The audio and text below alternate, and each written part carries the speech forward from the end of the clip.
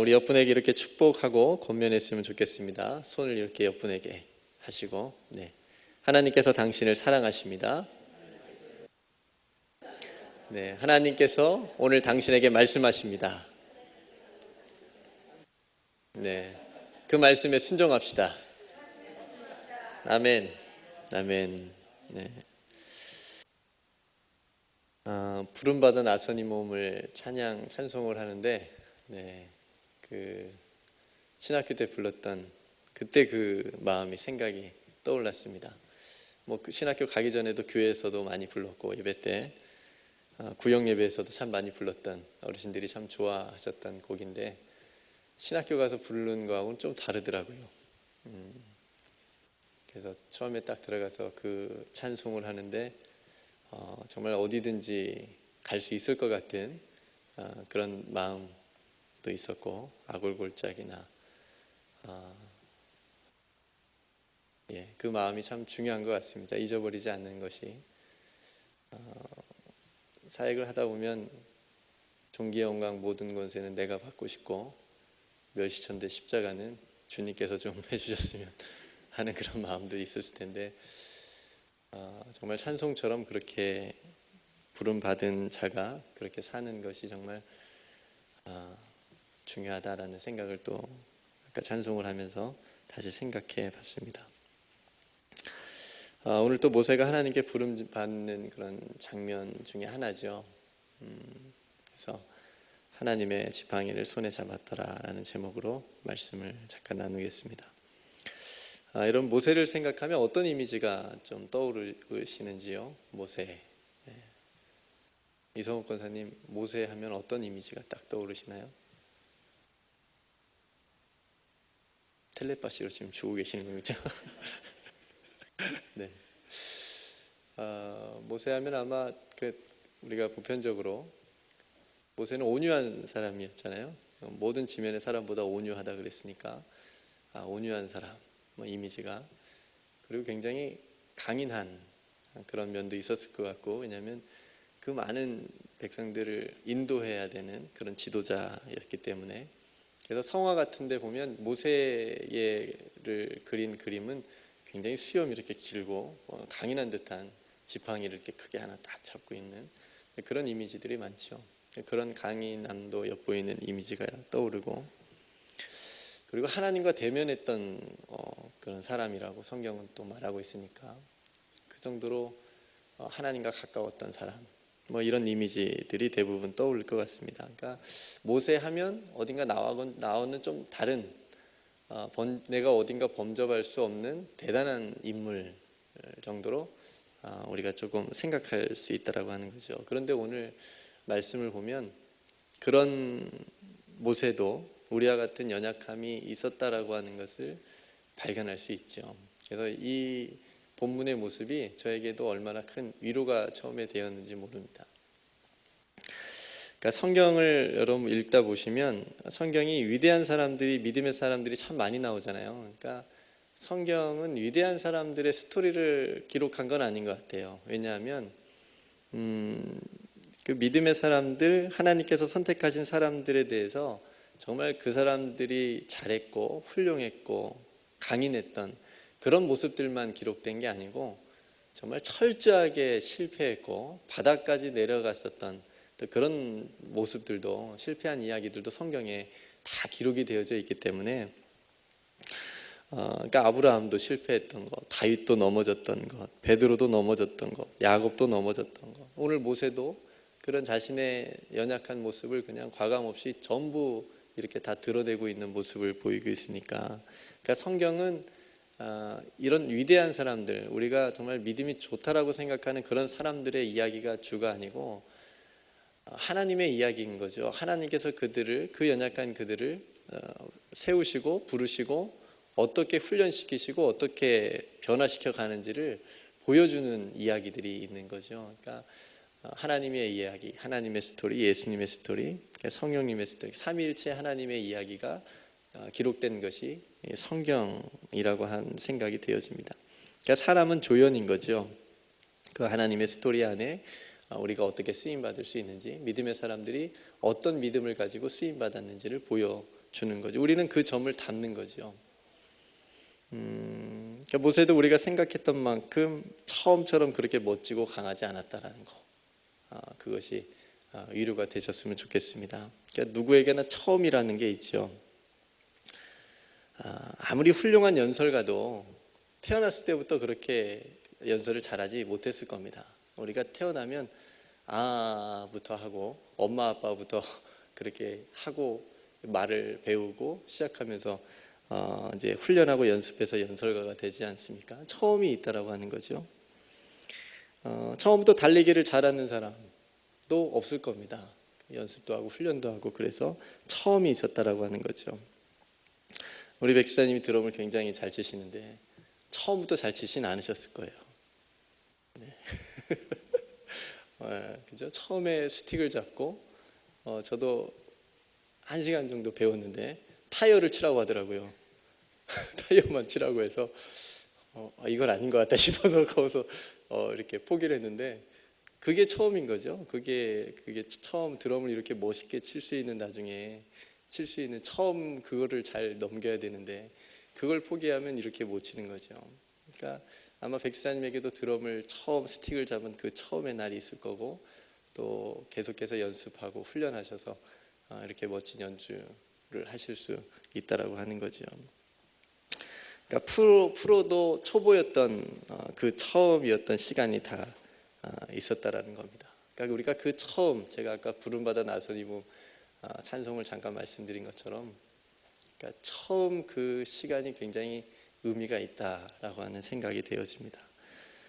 우리가 교회를 다니게 되면 교회 다니는 순간부터 기도를 정말 잘 할 줄 알면 얼마나 좋겠습니까? 그죠? 처음 교회 다니는 순간부터 딱 앉아서 하나님부터 해가지고 줄줄이 그렇게 기도가 술술 나오면 얼마나 좋겠어요. 근데 그러지 않잖아요. 우리가 이 신앙이라고 하는 것도 교회를 다니면서 예수님을 인격적으로 만나고 하나님의 말씀을 읽으면서 은혜를 체험하게 되고 깨닫게 되어지고 예수님이 누군지 알게 되고 복음이 뭔지 알게 되고 십자가의 보혈이 얼마나 중요한 것인지를 알게 되고 이 교회가 얼마나 영광스러운 곳인지를 깨닫게 되어져 가면서 우리의 신앙이 자라는 거지 않습니까? 여러분들의 교회에 처음 이렇게 오셨던 모습은 어땠는지 모르겠습니다. 여러분들이 처음 교회 발을 딱 디뎠을 때 그때 여러분의 그 처음의 순간이 여러분들에게 어떤 이미지로 남아 계신지요? 저도 처음 교회에 나갔던 때가 기억이 납니다. 제 기억에는 초등학교 5학년 때였는데 그때 아동부 이제 예배를 딱 드리려고 하는 시간에 5학년이니까 이제 저기 6학년 앞줄에 앉았었죠. 그래서 딱 들어가서 이렇게 딱 앉아서 그 앉은 자리까지 생생하게 기억이 납니다. 그때부터 교회에서 살고 주님께 메인바된 몸이 돼서 이렇게 지금도 교회를 떠나 살 수 없는 행복한 그런 사역자의 길을 주님의 은혜로 걷고 있습니다. 그래서 교회는 예나 지금이나 저에게 참 좋은 곳입니다. 동네에서 그 소 모이를 주는 겨울에 모이를 줘야 되는 그런 지푸락을 집 모양으로 크게 만들어 놓은 것을 제가 나이타로 다 태워버렸는데 그때도 두려워서 어린 마음에 피한 곳이 교회였습니다. 교회는 저에게 피난처가 되었습니다. 갈 데가 없더라고요. 어디 가면 잡힐 것 같고 근데 교회 가면 괜찮을 것 같다라는 생각이 그때 들어서 교회 가서 피해 있었고 잠까지 들었던 그런 추억이 있습니다. 우리의 신앙도 그렇지요. 그러니까 예수님의 이름만 알고 또 누군가 전도해서 교회에는 왔는데 뭐 하는 곳인지도 잘 모르고 또 교회에서 친구들과 노는 게 재밌고 멋모르게 다니다가 십자가가 눈에 들어오는 거죠. 어느 날 들었던 목사님의 그 설교가 내 마음을 때리는 거죠. 그러니까 그럴 때 예수님을 또 만나게 되고 그러니까 이렇게 하면서 내가 얼마나 소중한 존재인지를 깨닫게 되고 내가 그냥 이 세상에 살아가는 존재가 아니구나. 하나님께서 나에게 뭔가 목적이 있으셔서 뭔가 사명이 있으셔서 나를 이 땅에 보내셨구나 라고 하는 그런 사명을 또 깨달으면서 우리의 신앙도 자라는 거죠. 그러니까 누구든 무엇을 하든 그 처음이라는 그 시간은 뭔가 잘 모르고 또 연약한 모습이라고 하는 겁니다. 처음부터 막 잘하고 처음부터 다 알고 그런 사람은 없다라고 하는 거죠. 제가 신앙의 비밀을 한 가지 굉장히 대단한 건데 그걸 깨달은 게 하나 있는데 여러분들에게 알려드리겠습니다. 신앙이라고 하는 것은 알면 알수록 겸손해져야 된다는 겁니다. 표정들이 다 알고 계시는 것 같은데 여러분들 이미 다 알고 계신다는 것 같은데요. 네, 저는 이제 막 깨달아가지고 그러니까 세상의 지식이나 세상에서는 알면 알수록 사람이 교만해질 수 있는데 나 이만큼 알고 나 이만큼 가지고 있고 그런 것이 나를 교만하게 할 수 있는데 신앙이라고 하는 것은 그것이 나로부터 이렇게 나오는 것이 아니기 때문에 하나님으로부터 다 오는 것들이기 때문에 그래서 교만할 수가 없고 그래서 더 오히려 낮아지고 겸손해질 수밖에 없는 겁니다. 이게 제가 그 목회하면서 또 신앙생활하면서 깨달은 평범한 진리 중에 한 가지입니다. 내가 겸손한가 교만한가를 항상 그래서 체크합니다. 이것이 나에게서 나온 것이 아닌데 하나님께서 다 주신 것인데 다 하나님의 은혜인데 내가 그 은혜 앞에서 겸손해야 되겠구나라는 생각을 늘 가지게 됩니다. 어쨌든 여러분들의 교회와 신앙의 첫 모습은 어떠하셨는지 한번 생각해 보셨으면 좋겠고요. 오늘 본문에서 하나님께 부름받았을 때 모세의 처음 모습을 또 보게 됩니다. 여러분들은 몇 세까지 살고 싶으세요? 네. 김은희 집사님 몇 세까지 살고 싶으세요? 170세? 잘못 들었네요. 눈이 안 좋아가지고 입 모양을 착각했습니다. 그렇게 사셨으면 좋겠습니다. 평균 수명이 많이 길어졌다 그래요. 그래서 100세 시대라고 얘기합니다. 저 세대까지는 100세까지 살 수 있을 것 같고요. 제 이제 자녀들 세대는 한 120살까지는 살 수 있을 것 같은 생각이 듭니다. 갈수록 뭐 길어진다 그러죠. 그래서 인생은 몇부터라 그러죠? 70인가요 이제? 벌써 10년이 더 뒤로 갔네요. 저는 여기 60이라고 썼는데 인생은 70부터군요. 이강천 집사님 아직 인생 시작도 안 하신 겁니다. 그 정도로 이렇게 길어졌죠. 그러니까 한국에 있을 때 제가 보험 같은 것도 들고 그랬었는데 생명보험 같은 거 보면 몇 살까지 보장이 돼요? 물어보면 100살까지 보장이 된대요. 100살까지.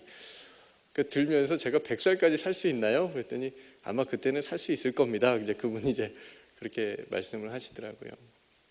그러니까 그렇게 100살까지 보장되는 상품들이 줄을 이루었습니다. 근데 솔직히 나이가 60이 되면 전 아직도 많이 남았지만 60이 되시면 힘이 좀 많이 떨어지고 또 열정도 많이 약해진 나이지만 어쨌든 그 말이 인생은 60부터 혹은 인생은 70부터 라고 하는 그 말이 뭔가 희망을 조금 주는 말은 되는 것 같아요. 그래서 나 아직 안 늦었구나, 나도 뭔가 할 수 있구나 라는 그런 생각을 가지게 하는 것 같습니다. 근데 모세를 오늘 보시면 모세가 80세의 부름을 받습니다. 80세. 40년은 굉장히 화려하게 부족한 것이 없이 화려한 왕궁에서 살아갑니다. 못 누리는 거 없이 먹고 싶은 거 다 먹고 또 누리고 싶은 거 다 누리면서 그렇게 살아가는 40년을 보내게 됩니다. 최고의 제국의 왕자로 삽니다. 그리고 그 이후의 40년은 이제 완전히 바닥으로 내려갑니다. 그러니까 극과 극을 다 체험한 사람이 모세였습니다. 자기 이름으로 된 것이 아무것도 없습니다. 그러니까 지팡이 하나 가지고 그 광야에서 양을 치면서 살았지요. 목동으로 40년을 삽니다. 네, 여러분 한번 생각해 보시겠습니까? 그 목동으로 광야에서 살았던 40년이 모세에게 어떠했을까? 왕궁에서의 40년은 뭐 그냥 즐겁게 편안하게 살았으니까 그냥 살았다고 손쳐도, 그렇게 살다가 광야에서 40년은 모세에게 어떤 마음을 가지게 했을까? 참 힘들었을 것 같아요. 그죠? 뭔가 뭐 위대한 일을 계획한 것도 없고, 그렇다고 해서 뭐 특별히 하는 일도 없는 것 같은 그 40년, 5년, 10년도 아니잖아요. 40년이거든요. 굉장히 긴 시간이지 않습니까? 한 번의 실수로 모든 그 편안함과 특혜를 다 그냥 포기하고 버려야 했으니까 어쩌면 억울하다고 생각했던 시간들도 많이 있었을 것 같고요. 아무것도 보이지 않는 상황에서 그 40년이라고 하는 긴 시간을 그렇게 광야에서 목동으로 보냈습니다. 그 광야의 모세에게 어떤 희망이 있었을까? 그런 모세를 80세의 출애굽기 3장에서부터 하나님께서 부르시죠. 그러니까 모세도 굉장히 기다림의 시간이었죠. 뭔지 모르지만 막연하게 그래도 자기의 인생에 대해서 여러 가지 것들을 그 긴 시간 동안 성찰하지 않았겠습니까? 그러면서 내가 지금 무엇을 하고 있지? 내가 무엇을 위해서 살아가야 되지? 내가 남은 인생을 뭘 어떻게 해야 되지라고 하는 그런 생각들을 정말 수없이 했을 거라는 거죠. 정말 엄청난 기다림의 긴 시간이었겠지만 하나님께서도 마찬가지로 기다림의 시간이었을 거라는 생각이 되어집니다. 중고등부 아이들이나 청년들이 가끔 그런 얘기를 해요. 꿈이 없다고, 뭘 해야 될지 모르겠다고, 하나님께서 나에게 뭘 원하시는지 모르겠다고, 내가 어떤 인생을 살아가야 될지 모르겠다라고 하는 그런 이야기들을 합니다. 사명이 무엇인지 모르겠다. 근데 모세를 보면 그게 늦은 게 아니죠. 그렇죠? 모세는 80살에 부르심을 받았으니까, 그렇다고 그 80년이 헛된 시간이고 무의미한 시간이었냐? 그건 절대 아니죠. 하나님께서 무언가를 위해서 경험시키셨고, 무언가를 위해서 하나님의 계획 가운데 그 모세의 그 긴 시간이 포함이 되어 있었다라고 하는 것을 모세는 후에 깨달은 거죠. 그러니까 아이들이, 청년들이 그렇게 너무 조급한 마음으로 자신의 뭐 비전이나 사명이나 뭔가 위대한 일을 꿈꾸는 것이 그렇게 조급하지 생각하지 않았으면 좋겠다라고 하는 그런 권면을 주곤 합니다. 때가 되면, 하나님의 때가 되면 하나님께서 부르신다는 거죠. 그 때까지 자기의 맡은 자리에서 성실하게 무언가를 준비하고 기도하고 있으면 하나님께서 때가 되면 부르신다고 하는 거죠. 그 기다림의 시간이 물론 힘들고 어렵긴 한데 그래도 해야 된다는 하는 거죠. 하나님께서 애굽에 있는 이스라엘 백성들을 출애굽시키는데 지도자로 모세를 선택을 하셔서 부르십니다. 호렙산 떨기나무에서 만나주시고 사명을 주십니다. 내가 너를 사용하겠다. 40년을 편안하게 살다가, 그리고 40년을 광야에서 힘들게 그렇게 지내다가 그 긴 시간 동안을 기다렸으면 하나님께서 딱 부르셨을 때 여러분 같으면 어떠시겠어요? 하나님 기다렸습니다. 제가 40년을 기다렸습니다. 하나님. 이때를 기다렸습니다. 하나님이 저를 부르실 날만을 기다렸습니다. 저 준비가 다 끝났습니다. 끝나고도 남았습니다. 이제 저를 사용하시죠. 바로 출발하시죠, 하나님. 이렇게 할 법도 한데 모세의 모습은 의외였습니다. 오늘 본문에서도 우리가 함께 읽었지만, 하나님 저 못 갑니다. 저 못합니다. 전 아닙니다. 저는 능력이 없습니다. 제가 가서 그들에게 하나님께서 나를 보냈다고 말을 한들 그들이 믿어주긴 하겠습니까? 안 믿어주면 어떻게 합니까? 이런 모세에게 하나님께서 말씀을 하시는 거죠. 여러 가지. 그 위대했던 하나님의 사람이었던 모세, 지난 주일에 목사님께서 말씀하신 것처럼 그 홍해 앞에서 두려워하지 말고 가만히 서서 하나님께서 너희를 위하여 행하시는 구원을 보라 라고 그렇게 멋지게 얘기했던, 소리쳤던 그 모세도 지금 처음에는 우리와 같이 그런 연약한 그런 모습이 그 안에 있었다라고 하는 거죠. 모세도 어찌 그 큰 사명을 하나님께서 맡기시는데 부담감이나 두려움이 없겠습니까? 이번 주에 임직 받으시는 우리 임직자분들에게 어찌 그런 부담감이 없겠습니까? 내가 앞으로 장로로서, 안수 집사로서 내가 하나님 앞에 이 큰 일을 이 직분을 감당할 수 있겠는가라고 하는 그건 동일한, 모세와 같은 동일한 부담감이 있으시겠지요. 우리에게 다 있는 겁니다. 더욱이 어느 한 부족하고 싸우러 가는 것도 아니고, 당시 세계 최고의 제국이라고 하는 애굽 제국에 가서 대항해야 되는데, 모세는 지금 자기가 가진 군대도 없고 가진 것이라고 하는 것은 아무것도 없는데 뭔가 믿는 구석이라도 있어야 가서 좀 얘기라도 해보지 않겠습니까? 근데 그런 확신이 모세에게는 없었던 겁니다. 그래서 못 간다고 하나님 앞에 계속 얘기하는 겁니다. 여러분, 확신이 있는 사람이 얼마나 무서운 사람입니까? 물론 잘못된 확신을 가진 사람은 그 확신 때문에 멸망으로 갈 수 있지만, 하나님께서 주시는 확신을 가진 사람은 굉장히 무서운 사람이 됩니다. 아무것도 두려워하지 않습니다. 생명까지도 사도 바울처럼 내놓고 가니까요. 그런 확신을 하나님께서 오늘 모세에게 주시고자 계속 노력하시는 것을 보게 되는 거죠. 그 두 가지 확신 중에 하나가 지팡이하고 나병의 기적이죠. 모세가 늘 가지고 다녔던 그 지팡이, 그 지팡이를 뱀을 만드시고 꼬리를 잡으라고 하셔서 다시 지팡이가 되는 기적을 보여주십니다. 내가 너와 함께 하겠다라고 하는 거죠. 두 번째, 품에 손을 넣었다가 뺐더니 나병이 걸려 있었고, 다시 넣으라고 넣어서 뺐더니 다시 깨끗한 살이 되었다. 봐라, 내가 너와 함께 하겠다. 그런 놀라운 능력을 너에게 주겠다라는 거 아닙니까? 그런데도 모세가 못 간다고 얘기하니까 자신은 원래 말을 잘 못한다고, 못하겠다고, 그러니까 사람의 입을 지은 내가 너와 함께 해주겠다고 하는데도 13절에 주여 보낼 만한 자를 보내소서라고 말합니다. 드디어 하나님께서 화가 나셨습니다. 14절에 하나님께서 모세를 향하여 노아에 이르시되 그럼 네가 확신할 수 있도록 말 잘하는 형 아론을 내가 같이 붙여주겠다. 저는 이 장면까지 보면서 하나님께 감사해요. 우리에게도 이런 모습이 있지 않습니까? 많이 있죠. 그래서 또 보이스도 왔네요. 네. 네, 급한 전화인 것 같습니다. 네. 교회에서 일꾼을 세울 때도 이런 모습이 있죠. 집사님이 기도해 보니까 집사님이 꼭 좀 해주셔야 될 것 같습니다. 그 일을 맡아주시면 좋겠습니다.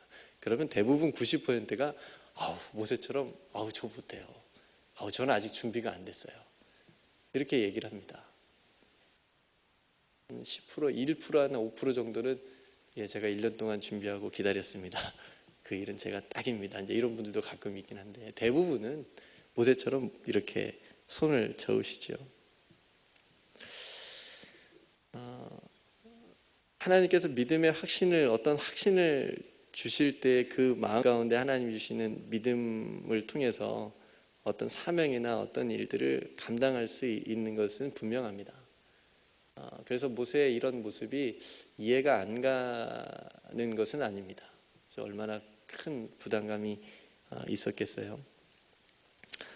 그런데 이렇게까지 하는 모세를 보면서 여러분이라면 이런 모세를 쓰겠는가? 그러니까 저도 조금 그런 면이 있긴 한데, 한 3번 정도까지 권면해가지고 못하겠다 그러면 그냥 이렇게 편하게 놓아드리는 편이긴 한데, 이 본문을 보면서 제가 확신이 있으면 끝까지 한번 세워봐야 되겠다, 함께 기도하면서 그런 마음이 생기긴 했습니다. 4번까지는 한번 권면해 보려고 앞으로 그런 생각이 되어집니다. 그러니까 우리도 계속해서 하나님께서 우리에게 무언가를 요구하시고 원하실 때 우리의 마음으로, 행동으로, 입술로 거절하지 않습니까? 못한다고 할 때도 참 많이 있는데, 그런 모습 인데도 불구하고 하나님께서 우리를 설득하시는 거죠. 설득하시는 거죠. 네가 했으면 좋겠다. 너는 할 수 있다. 라고 하는 그런 하나님의 설득이 참 모세를 설득하시는 그 하나님의 모습이 감사하게 느껴졌습니다. 그러니까 모세도 다행히 끝까지 고집 피우지 않고 하나님께 설득을 당합니다. 여러분, 하나님께 설득 당하는 것이 은혜라고 생각이 되어집니다. 내 고집을 꺾고 내려놓고 내 한계를 내려놓고, 그러니까 나의 연약함만 보면 당연히 못하죠. 모세도 자기 연약함만 계속 봤으면 하나님께서 뭐 그런 이적도 보여주시고 형도 붙여주신다고 하는데 자신의 연약함만 봤으면 당연히 뭐 나설 수 있는 용기가 없죠. 하지만 그걸 그냥 내려놓고 하나님께서 계속 설득하시는 그 설득하심에 설득당하게 되니까 하나님께서 쓰시는 위대한 지도자가 되는 것을 볼 때 우리도 하나님께서 우리 각자에게 계속해서 무언가를 하나님의 뜻하신 어떤 계획 가운데 요구하시는 것들을 있을 때 그것에게 설득당하는 것이 복이고 은혜구나 라고 하는 것이죠. 설득당하면서 사는 것이 복이다라고 하는 생각입니다. 하나님의 뜻에 설득당하면서 사는 것이 그것이 복이고 은혜라고 하는 겁니다. 이제 모세가 집으로 돌아가서 장인어른 이드로에게 하나님을 만났던 이야기를 해주고 애굽으로 가겠다고 말합니다. 그래서 18절의 마지막까지 모세는 애굽에 있는 형제들이 살아있는지를 물어봅니다. 왜 물어봤냐면 가면 또 바로 그 형제들이 자기를 또 이렇게 해코지할까봐 죽일까봐 두려워하죠. 그래서 하나님께서 친절하게 또 19절에 모세가 딴마음 먹지 않도록 안심하도록 말씀하십니다. 애굽으로 돌아가라.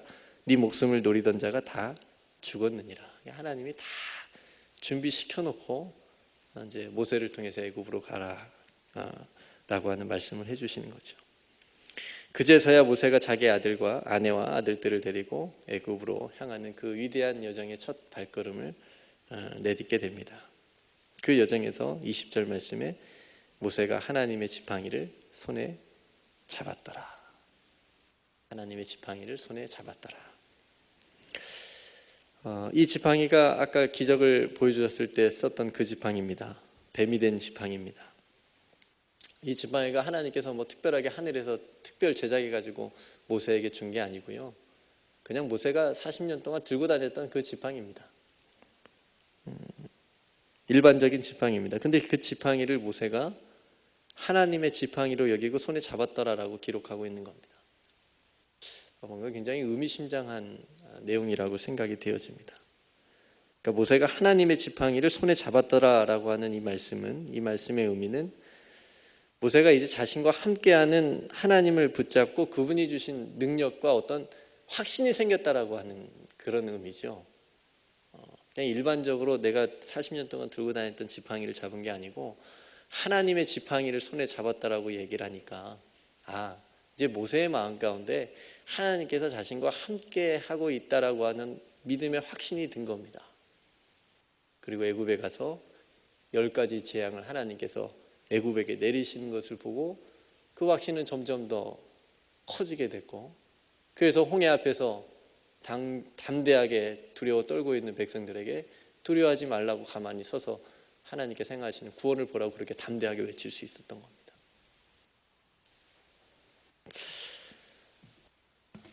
성도 여러분, 하나님의 지팡이, 하나님께서 나와 함께 하신다는, 모세와 함께 하신다는 그런 약속의 징표였습니다.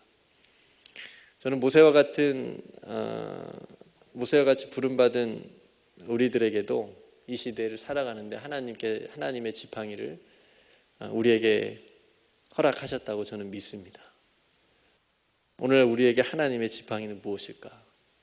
여러분들이 붙잡고 있는 하나님의 지팡이는 무엇입니까? 여러분들은 무엇을 확신하면서 우리는 살아가고 있습니까? 이 불안한 시대에 우리는 어떤 확신을 가지고 살아가야 되겠습니까?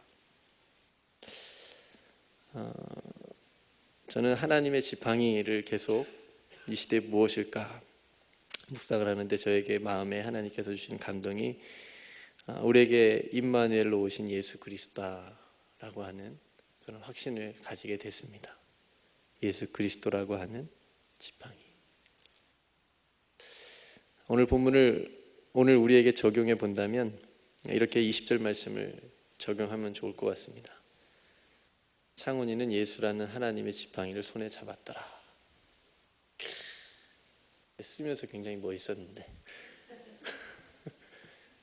여러분 각자 여러분 인생 가운데 이 시대를 살아가면서 여러분 각자가 예수라고 하는 그 하나님의 지팡이, 하나님께서 여러분들에게 주신 임마누엘로 약속해 주신 그 예수 그리스도라고 하는 그 하나님의 지팡이를 손에 잡았더라. 이 말처럼 더 위력적이고 강력하고 든든한 말이 어디 있습니까? 성도 여러분, 예수 이름의 권세, 그 하나님의 지팡이를 가지고 믿음의 확신을 가지고 살아가시기를 주님의 이름으로 축복합니다. 내가 무엇을 잡고 살아가는가가 굉장히 중요하죠. 내가 썩은 동아줄을 잡고 살아가는가? 내가 정말 튼튼한 끊어지지 않는 동아줄을 잡고 있는가? 하나님께서는 베드로가 금과 은이 아니라 나사렛 예수 그리스도의 이름으로 안진뱅이를 일으킨 것처럼 우리에게도 그 이름의 권세를 가지고 살아가기를 원하십니다. 다른 것 붙잡고 살기를 원하지 않으시고요. 예수 이름의 권세, 그 예수라고 하는 하나님의 지팡이를 손에 잡고 살아가기를 원하신다라고 하는 거죠. 오늘 내 손에 내가 잡고 있는 것이 무엇입니까? 나는 무엇을 잡고 살아가고 있습니까? 나는 무엇을 잡으려고 이 손에 무엇을 잡으려고 애쓰면서 살아가고 있습니까? 오늘 새벽에 나눈 말씀인데 히브리서 3장 14절 말씀에 우리가 시작할 때에 확신한 것을 끝까지 견고하게 잡고 있으면 그리스도와 함께 참여한 자가 되리라 말씀하고 있습니다. 끝까지 견고하게 정말 두 손으로 죽을 힘을 다해서 잡고 있으면, 견고하게 잡고 있으면 우리가 그리스도와 함께 영광 가운데 예수 그리스도와 함께 살아갈 수 있는 그런 은혜를 경험하게 된다라고 하는 말씀이죠. 성도 여러분, 모세에게 어찌 힘든 일이 없었겠습니까? 그러나 그때마다 그 잡은 하나님의 지팡이를 보면서 다시금 마음을 다잡고 하나님께서 자신과 함께하고 있다라고 하는 그런 믿음의 확신을 확신하지 않았겠습니까?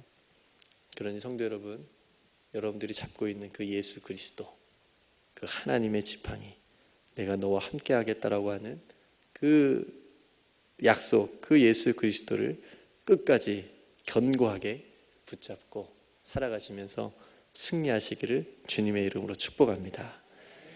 우리는 하나님의 지팡이를 손에 잡고 살아가고 있습니까? 함께 기도하겠습니다.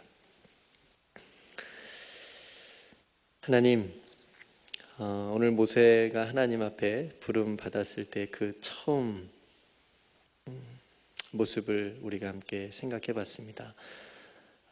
그 모세도 우리와 같이 연약한 모습이 있었음을 우리가 볼 때에 그 연약함을 하나님께서 용납하시고 설득하셔서 또 내가 너와 함께 해주겠다라고 하는 약속까지, 확신까지 주시면서 모세를 귀하게 사용하신 것을 보게 됩니다. 아버지 하나님,